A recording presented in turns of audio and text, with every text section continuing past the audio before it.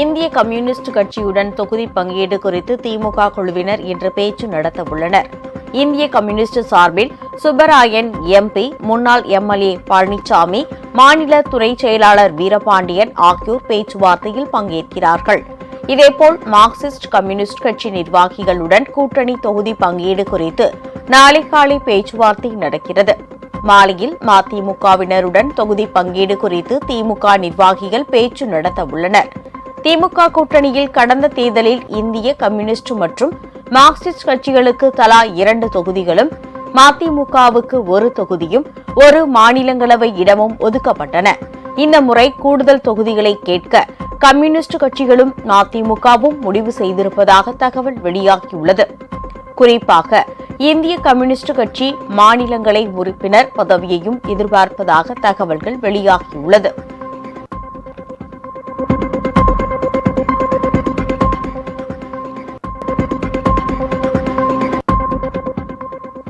வரும் மக்களவைத் தேர்தலில் பிஜேபி 400 இடங்களில் வெற்றி பெறும் என்று மாநிலங்களவையில் மல்லிகார்ஜுன கார்கே பேசியது ஆளும் கட்சியினரிடையே சிரிப்பலையை ஏற்படுத்தியது.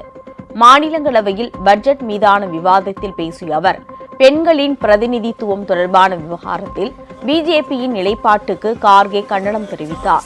இதுபோன்ற நிலை தொடர்ந்தால் நாடாளுமன்றத்தில் தற்போது 330 இடங்களை கொண்டுள்ள பிஜேபி வரும் தேர்தலில் 400 இடங்களை தாண்டிவிடும் என கிண்டலாக கூறினார். அவரின் இந்த பேச்சு மாநிலங்களவைத் தலைவர் ஜெகதீப் தங்கர் மற்றும் பிரதமர் மோடி உள்ளிட்ட ஆளும் பிஜேபி உறுப்பினர்கள் மத்தியில் சிரிப்பலையை ஏற்படுத்தியது.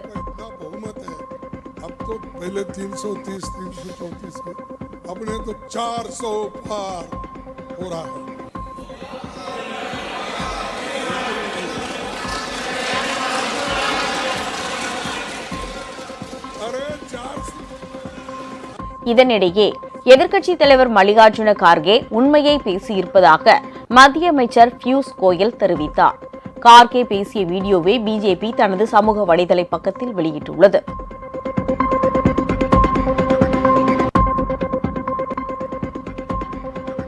சம்பா பயிர்களை காத்திட மேட்டூர் அணையிலிருந்து இன்று முதல் 2 டிஎம்சி தண்ணீர் திறந்துவிட முதலமைச்சர் மு.க.ஸ்டாலின் உத்தரவிட்டுள்ளார். தண்ணீர் பற்றாக்குறையால் டெல்டா மாவட்டங்களில் பயிரிடப்பட்ட சம்பா பயிர்கள் பாதிக்கப்பட்டு வருகிறது.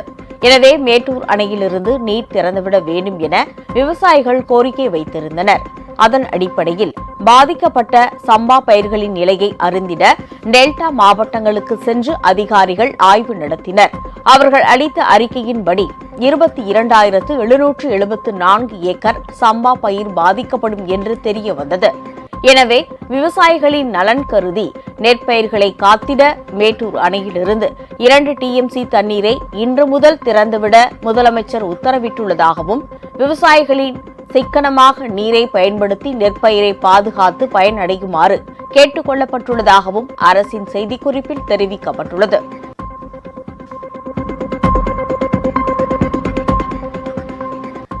மக்களுக்கு நன்மை செய்ய வேண்டும் என்ற நோக்கில் கட்சி தொடங்குவதாக அறிவித்துள்ள நடிகர் விஜயின் அறிவிப்பை வரவேற்பதாக மத்திய இணையமைச்சர் எல். முருகன் தெரிவித்துள்ளார்.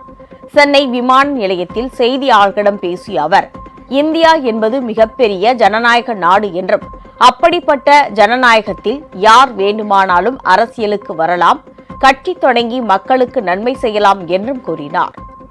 கட்சி ஆரம்பித்து பொதுமக்களுக்கு சேவை செய்வது யார் வேணாலும் வரலாம். அதில் நம்மளுடைய தமிழகத்தை சார்ந்த நல்ல சிறந்த சினிமா நடிகர் திரு விஜய் அவர்கள் ஒரு கட்சி தொடங்கி மக்களுக்காக சேவை செய்ய வேண்டும் என்ற நோக்கில் அவர் வந்திருக்கிறார். என்னுடைய வாழ்த்துக்கள் அவருக்கு.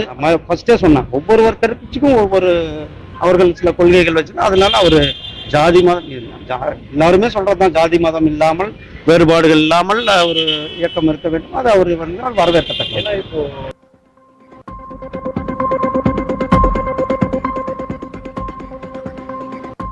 தனி கட்சி தொடங்குவதற்காக வாய்ப்பே இல்லை என முன்னாள் முதலமைச்சர் ஓ. பன்னீர்செல்வம் திட்டவட்டமாக தெரிவித்துள்ளார். கள்ளக்குறிச்சியில் ஓபிஎஸ் அணி சார்பில் தொண்டர்களின் உரிமை மீட்பு குழு கூட்டம் நடைபெற்றது. இதில் முன்னாள் முதலமைச்சர் ஓ. பன்னீர்செல்வம், வைத்திலிங்கம் உள்ளிட்டோர் கலந்து கொண்டனர். பின்னர் செய்தியாளர்களை சந்தித்த ஓ. பன்னீர்செல்வம், பிஜேபி கூட்டணியில் தாங்கள் தொடர்வதாகவும், மூன்றாவது முறையாக பிரதமராக மோடி பதவியேற்பார் என்றும் திட்டவட்டமாக தெரிவித்தார். உறுதியாக பாரதிய ஜனதா கட்சி அறுதி பெருமை பெற்று மீண்டும் பாரத பிரதமர்கள் பிரதமராக வருவார். தனிக்கட்சி என்ற பேச்சுக்கே இடம் இல்லை.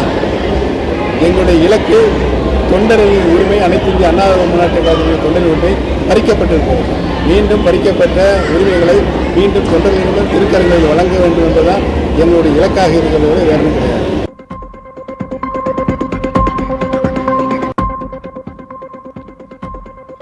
தமிழகத்தில் பிஜேபி ஆட்சி அமைந்தால் அரசு வேலையில் ஒருவர் கூட இல்லாதவர்களின் குடும்பத்தினருக்கு முன்னுரிமை அளிக்கப்பட்டு அரசு வேலை வழங்கப்படும் என அக்கட்சியின் மாநில தலைவர் அண்ணாமலை உறுதியளித்துள்ளார்.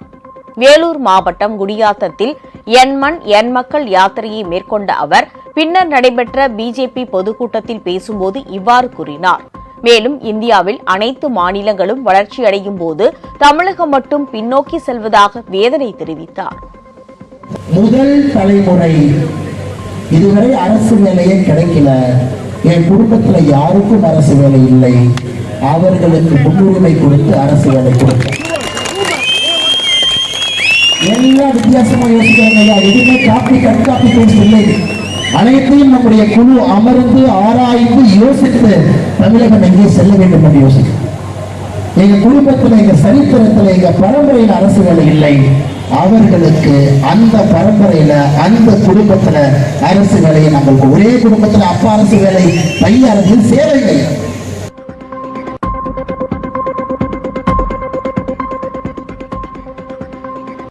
ஜார்க்கண்ட் முதலமைச்சர் ஹேமந்த் சோரன் கைதுக்கு தமிழக காங்கிரஸ் தலைவர் KS அழகிரி கண்டனம் தெரிவித்துள்ளார்.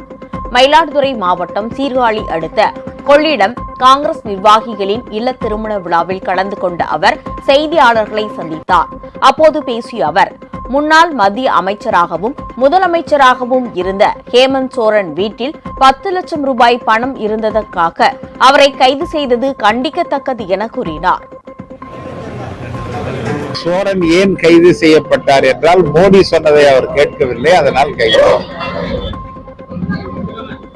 சோரன் வீட்டுல 10 லட்சம் ரூபாய் பணம் இருந்ததா சொல்றாங்க. சிபு சோரனே ஒரு முதலமைச்சராக இருந்தவர், மத்திய அமைச்சராக இருந்தவர். அவருடைய மகன் சோரன் நீண்ட காலமாக அரசியல்ல அந்த மாநிலத்தில் அவங்க இருக்கிறாங்க. நான் கேட்கிறேன், ராஜ்நாத் சிங் வீட்டுல 10 லட்சம் இல்லையா? மோடி வீட்டுல 10 லட்சம் இல்லையா? அமித்ஷா வீட்டுல 10 லட்சம் இல்லையா? அண்ணாமலை வீட்டுல 10 லட்சம் இல்லையா? என்ன அர்த்தம் இது?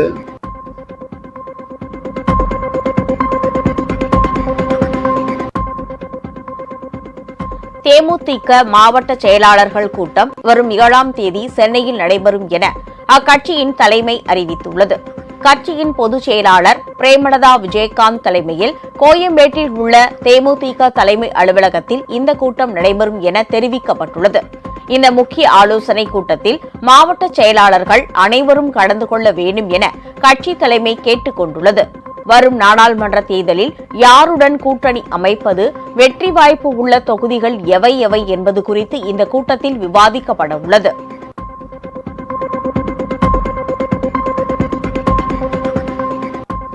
நடிகர் விஜயின் அரசியல் கட்சிக்கு அனைத்து தரப்பு மக்களின் ஆதரவு இருப்பதாக அந்த கட்சியின் மூத்த நிர்வாகி புஷி ஆனந்த் கூறியிருக்கிறார். டெல்லியில் நேற்று தேர்தல் ஆணையத்தில் கட்சியை பதிவு செய்வதற்கான விண்ணப்பங்களை புஷி ஆனந்த் சமர்ப்பித்தார். பின்னர் சென்னை திரும்பிய அவர் நடிகர் விஜயின் அரசியல் கட்சியை எல்லோரும் ஏற்றுக்கொள்வார்கள் என்று குறிப்பிட்டார். தளபதியோட ரசிகர்கள் தலைவருக்கு எல்லோரும் வாழ்த்து தெரிவித்தார்கள். எல்லா இடத்திலையுமே ரசிகர்கள், தொண்டர்கள், நிர்வாகிகள் மிக சிறப்பாக தமிழக வெற்றி கழகத்தை வரவேற்கிறார்கள் என்பதை இந்த நேரத்தில் நான் மகிழ்ச்சியுடன் தெரிவித்தேன்.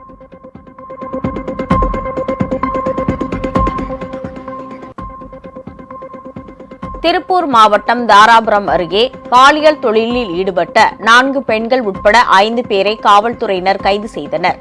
தாராபுரம் உடுமலை சாலையில் உள்ள மின் நகர் பகுதியில் ஒரு வீட்டில் பாலியல் தொழில் நடப்பதாக போலீசாருக்கு ரகசிய தகவல் கிடைத்தது. இதையடுத்து அப்பகுதியில் சோதனையில் ஈடுபட்டனர். அப்போது ஒரு ஆணுடன் சேர்ந்து 4 பெண்கள் பாலியல் தொழிலில் ஈடுபட்டது தெரிய வந்தது. இதையடுத்து குமார், பரிமளா, ஈஸ்வரி, தேன்மொழி, ரம்யா ஆகிய 5 பேரை கைது செய்து விசாரணை மேற்கொண்ட போலீசார் பின்னர் அவர்களை சிறையில் அடைத்தனர்.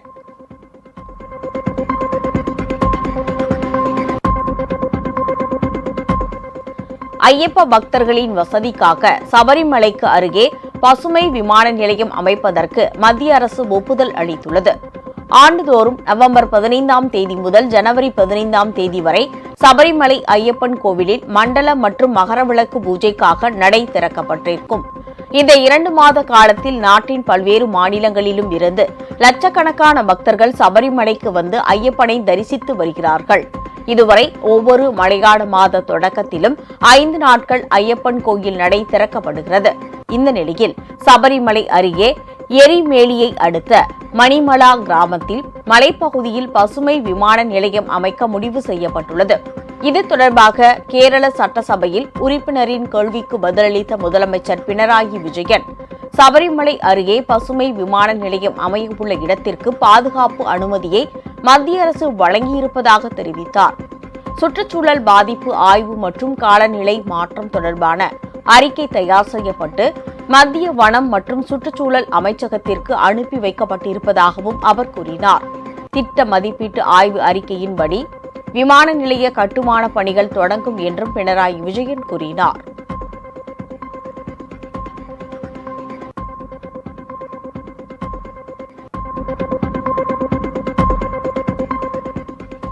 சென்னை உயர்நீதிமன்ற மூத்த நீதிபதி எஸ். வைத்தியநாதன் மேகாலயா உயர்நீதிமன்ற தலைமை நீதிபதியாக நியமித்து குடியரசுத் தலைவர் உத்தரவிட்டுள்ளார். மேகாலய உயர்நீதிமன்ற தலைமை நீதிபதியாக இருந்த சஞ்சீவ் பானர்ஜி ஓய்வு பெற்றதை அடுத்து நீதிபதி வைத்தியநாதனை மேகாலயா உயர்நீதிமன்ற தலைமை நீதிபதியாக நியமிக்க கொலீஜியம் அண்மையில் மத்திய அரசுக்கு பரிந்துரைத்தது. இந்நிலையில் அவரை மேகாலயா உயர்நீதிமன்ற தலைமை நீதிபதியாக நியமித்து குடியரசுத் தலைவர் உத்தரவிட்டுள்ளார். இதன் மூலம் சென்னை உயர்நீதிமன்ற நீதிபதிகளின் எண்ணிக்கை 66ஆக குறைந்துள்ளது. அதே நேரத்தில் காலி இடங்களின் எண்ணிக்கை 9ஆக அதிகரித்துள்ளது.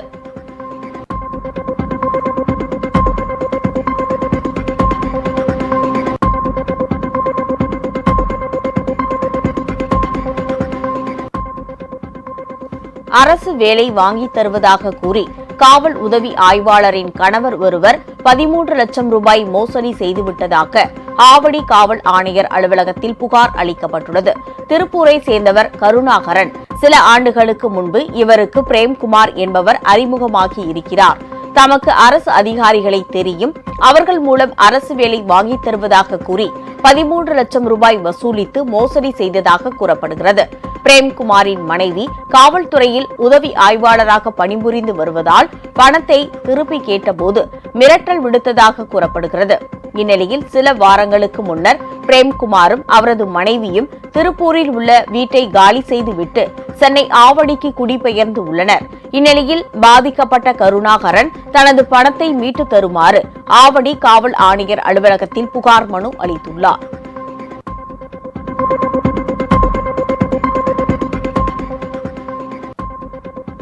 உசிலம்பட்டி அருகே நெடுஞ்சாலை ஓரங்களில் மருதம், பூவரசு, புங்கை உள்ளிட்ட பல்வேறு வகையான மரக்கன்றுகளை சமூக ஆர்வலர்கள் நட்டு வைத்தனர். குப்படம்பட்டி என்ற கிராமத்திலிருந்து வாலாந்தூர் என்ற கிராமம் வரையிலும் இரு புறங்களிலும் சுமார் 5 கிலோமீட்டர் தொலைவிற்கு சமூக ஆர்வலர்கள் நெடுஞ்சாலை துறையினருடன் இணைந்து மரக்கன்றுகளை நட்டு வைத்ததோடு அவற்றை பராமரித்து வருகின்றனர். மருதம், பூவரசு, புங்கை உள்ளிட்ட பாரம்பரிய நாட்டு மரங்களை வளர்ப்பதன் மூலம் மழை பெய்யும், மண் வளமும் பெருகும்.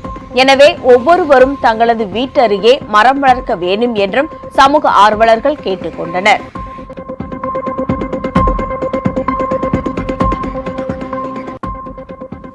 தமிழகத்தின் 38 மாவட்டங்களிலும் 38 செவிலியர் கல்லூரிகள் அமைக்கப்படும் என மருத்துவத்துறை அமைச்சர் மா. சுப்பிரமணியன் தெரிவித்துள்ளார்.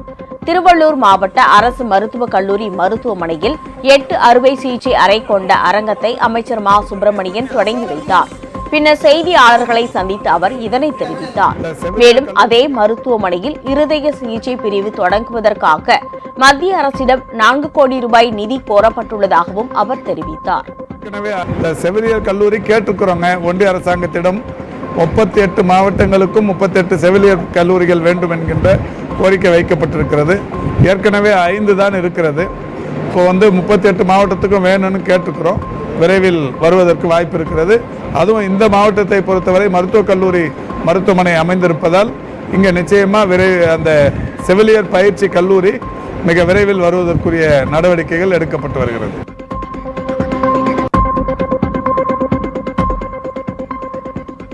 நாம் தமிழர் கட்சியின் மீது வெறுப்புணர்ச்சியோடு NIA சோதனை மேற்கொள்ளப்பட்டிருப்பதால் அது தவறான ஒன்று என அவர் கருத்து தெரிவித்துள்ளார்.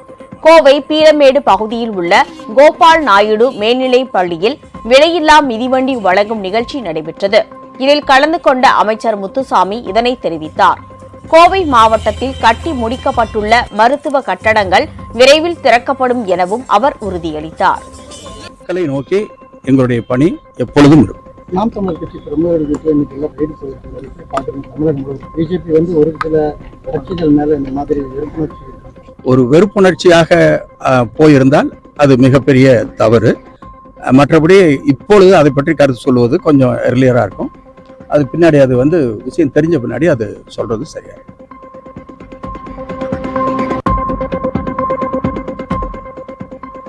திருச்செந்தூரில் மனநலம் பாதித்தவரை மீட்டு அவரை குணப்படுத்திய காப்பக ஊழியர்களுக்கு பொதுமக்கள் பாராட்டு தெரிவித்தனர். திருச்செந்தூர் பேருந்து நிலையம் அருகே உள்ள ஆதரவற்றவர்களுக்கான மனநல காப்பகம் இயங்கி வருகிறது. இங்கே அண்மையில் செந்தில்குமார் என்பவர் சேர்க்கப்பட்டார். நாளடைவில் அவர் குணமடைந்த நிலையில் அவருக்கு தச்சு தொழில் என்பதால் அதற்கான உபகரணங்கள் வாங்கி கொடுக்கப்பட்டது. இந்நிலையில் 1 மாதத்தில் 6 ஜன்னல் மற்றும் கதவுகளை செந்தில்குமார் செய்துள்ளார். செந்தில்குமார் குடும்பத்தினருடன் செல்ல விரும்பாததால் காப்பகத்திலேயே தனது வாழ்க்கையை தொடர விரும்புவதாக காப்பக ஒருங்கிணைப்பாளர் சரவணகுமார் தெரிவித்துள்ளார். ஒரு 3 மாசமா தண்ணியை ஏதோ கிடைக்கிறத வச்சு சாப்பிட்டுட்டு தான் இருக்காரு அப்படின்னு சொல்லி எங்களுக்கு வந்தது. உடனே இவரை போய் பார்க்கும்போது ஒரு கிட்டத்தட்ட அங்க போகவே பயமா இருந்தது. அந்த இடத்துல இவர் எப்படி வாழ்ந்திருப்பாருன்னு எங்களுக்கே சந்தேகம். உடனே இவரை கேட்டோம் வாரீங்களான்னு. உடனே உண்மையிலே எங்களை என்னை இவ்வளவு தூரம் பார்த்தது ரொம்ப மகிழ்ச்சின்னு சொல்லி உடனே எங்கள்கிட்ட ரொம்ப பேச ஆரம்பிச்சாரு. டீ குடிச்சாரு, எல்லாம் செஞ்சாரு. அதுக்கப்புறம் வாரீங்களா அப்படி ஹோம்ல இருக்குன்னு வாரனோடனே அங்கேருந்து இங்கே கூப்பிட்டு வந்துட்டோம். நம்மள மாதிரி சக மனுஷனா நம்மள மாதிரி வாழ்றதுக்கான அனைத்து பயிற்சிகளையும் கொடுப்போம், வாழ்வாதார பயிற்சிகள். அதில் இவருக்கான தொழில் என்ன தொழில், இவருக்கு என்ன தொழில் இன்ட்ரெஸ்ட் இருக்குன்னு பார்க்கும்போது கார்பெண்டர் தொழில் நல்லா பண்ண ஆரம்பிச்சார். இப்போ வாழ்வாதாரம் இருக்கு, தொழில் இருக்கு, இருந்தாலும் இவருக்கான மெடிசின் இவர் கொடுக்க வேண்டிய ஒரு சூழ்நிலை. அவர் ஒரு வீடை எடுத்து அந்த வீட்டில் 5 பேர் இருப்பாங்க. அந்த 5 பேர் அவங்களுடைய சுய வேலைகள்லாம் அவங்க பார்க்குற மாதிரி, அந்த மாதிரி இவரை அடுத்த கட்டமாக அந்த இதில் கூட்டு போய் இவர் தற்சார்பாக வாழ்றார்.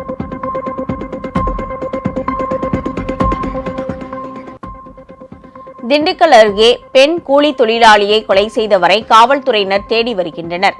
திண்டுக்கல் மாவட்டம் மட்டப்பாறை அருகே உள்ள சடையம்பட்டியை சேர்ந்த முத்து மாணிக்கம் என்பவரது மனைவி தமிழரசி கூலி தொழிலாளியான தமிழரசிக்கும் அதே பகுதியை சேர்ந்த கருப்பையா என்பவருக்கும் சாக்கடை நீர் தெருவில் விடுவது குறித்து அடிக்கடி தகராறு ஏற்பட்டது.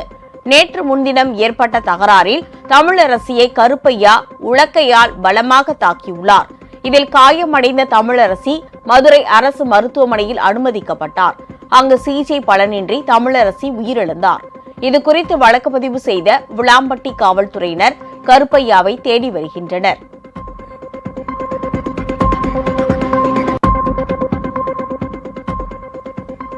சேலம் அருகே அதிவேகமாக சென்ற கார் கட்டுப்பாட்டை இழந்து கடைக்குள் புகுந்து சிசிடிவி காட்சிகள் வெளியாகி பரபரப்பை ஏற்படுத்தியுள்ளது. சேலம் பெரிய கொல்லம்பட்டி இந்திரா நகர் பகுதியைச் சேர்ந்த இளம்பருதி என்பவர் காரில் சென்று கொண்டிருந்தார். அப்போது கட்டுப்பாட்டை இழந்த கார் தாறுமாறாக ஓடி அங்கிருந்த கடைக்குள் புகுந்தது.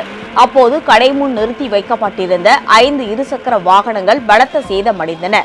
காரை ஓட்டி வந்த இளம்பருதி லேசான காயங்களுடன் மருத்துவமனையில் சிகிச்சை பெற்று வருகிறார்.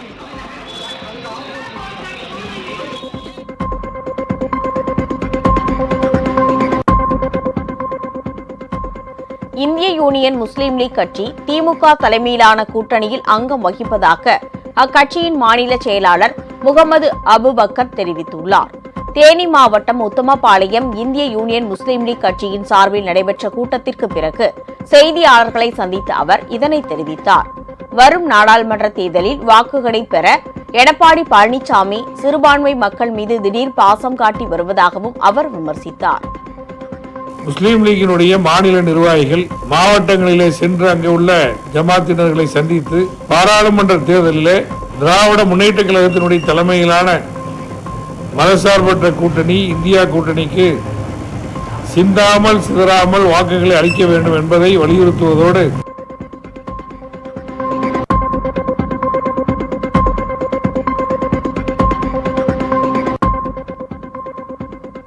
சென்னை செம்பரம்பாக்கம் ஏரியில் தலை கை கால்கள் இல்லாமல் மீட்கப்பட்ட சடலம் யாருடையது என்பது அடையாளம் காணப்பட்டுள்ளது.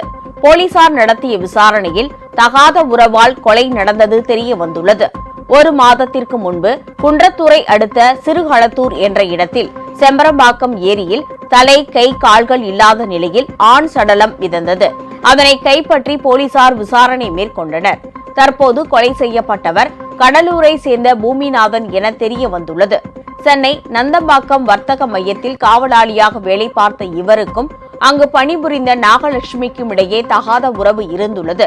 நாகலட்சுமியுடன் ஏற்கனவே தொடர்பில் இருந்த பிலிப்ஸ் என்பவர் பூமிநாதனை கண்டித்து உள்ளார். அப்போது அவர்களுக்கு இடையே ஏற்பட்ட தகராறில் பூமிநாதனை கொலை செய்து சடலத்தை ஏரியில் துண்டிக்கப்பட்ட தலையை மீஞ்சூர் வெளிவட்ட சாலையில் வீசியிருக்கிறார். தற்போது பிலிப்ஸ் மற்றும் அவரது நண்பர் வினோத் ஆகியோர் போலீசார் கைது செய்து விசாரணை நடத்தி வருகின்றனர்.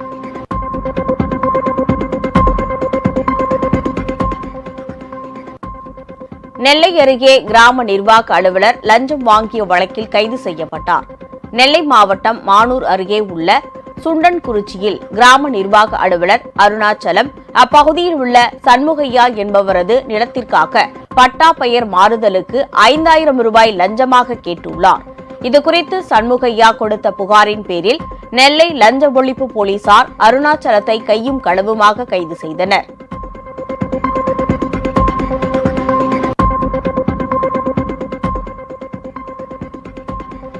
கடலூர் அருகே 4500 ரூபாய் லஞ்சம் வாங்கியதாக கிராம நிர்வாக அலுவலர் கைது செய்யப்பட்டுள்ளார். துறையூரில் முதியோர் உதவித்தொகை வேண்டி விண்ணப்பம் செய்தவரிடம் கிராம நிர்வாக அலுவலர் சம்பத்குமார் 4500 ரூபாய் லஞ்சம் கேட்டுள்ளார். இதுகுறித்து பாதிக்கப்பட்ட நபர் அளித்த புகாரின் பேரில் லஞ்ச ஒழிப்புத்துறை போலீசார் சம்பத்குமாரை கைது செய்தனர். மேலும் ஸ்ரீமுஷ்ணத்தில் உள்ள சம்பத்குமார் வீட்டிலும் லஞ்ச ஒழிப்புத்துறையினர் சோதனை மேற்கொண்டனர்.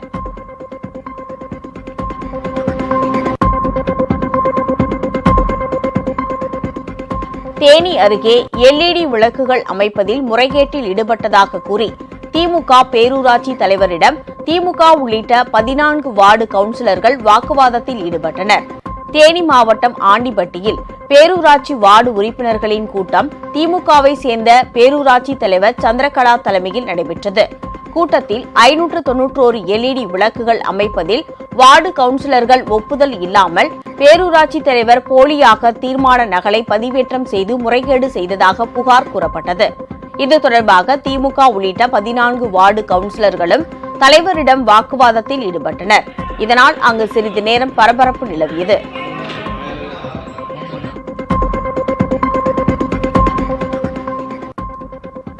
பெரம்பலூர் அருகே பட்டா பெயர் மாற்றம் செய்வதில் ஏற்பட்ட தாமதத்தால் மன உளைச்சலுக்கு ஆளான விவசாயிக்கு 50000 ரூபாய் நிவாரணம் வழங்க வருவாய்த்துறையினருக்கு பெரம்பலூர் நுகர்வோர் நீதிமன்றம் உத்தரவிட்டுள்ளது.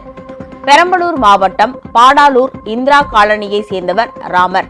இவருக்கு சொந்தமான பூர்வீக நிலத்தின் ஒரு பகுதியை அதே ஊரை சேர்ந்த தங்கவேல் என்ற நபருக்கு தவறுதலாக வருவாய்த்துறையினர் பட்டா மாற்றம் செய்து உள்ளனர். இது தொடர்பாக நீதிமன்றத்தில் ராமர் தொடர்ந்த சிவில் வழக்கில் அவருக்கு சாதகமாக தீர்ப்பானதால் அந்த தீர்ப்பை கொண்டு தனது பெயருக்கு மீண்டும் பட்டா மாற்றம் செய்து தனது பெயருக்கு தனிப்பட்டா வழங்க கோரி ஆலத்தூர் தாலுகா அலுவலகத்தில் ராமர் மனு கொடுத்திருந்தார். அதற்கு உரிய கட்டணத்தையும் செலுத்தி சிவில் வழக்கின் தீர்ப்பு நகலையும் இணைத்திருந்தார். ஆனால் ராமர் பெயருக்கு மாற்றம் செய்து தராமல் வருவாய்த்துறையினர் அவரை அலைக்கழித்து உள்ளனர். இதனால் மன உளைச்சலுக்கு ஆளான ராமர் தனது வழக்கறிஞர் மூலம் பெரம்பலூர் மாவட்ட நுகர்வோர் நீதிமன்றத்தில் வழக்கு தொடுத்தார். இந்த வழக்கை விசாரித்த நுகர்வோர் நீதிமன்றம் ஆடத்தூர் வட்டாட்சியர் முத்துக்குமார் மற்றும் மண்டல துணை வட்டாட்சியர் 2 பேரும் விவசாயி ராமருக்கு நிவாரணத் தொகையாக 50000 ரூபாய் வழங்க உத்தரவிட்டனர்.